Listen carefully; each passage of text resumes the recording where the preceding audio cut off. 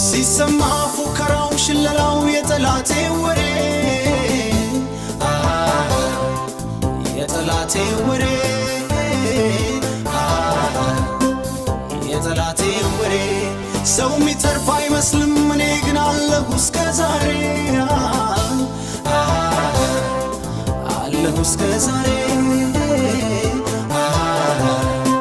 አለሁ እስከ ዛሬ ተውኝ አልሰማም ቢፎክር ሁሉም ለጊዜው ነው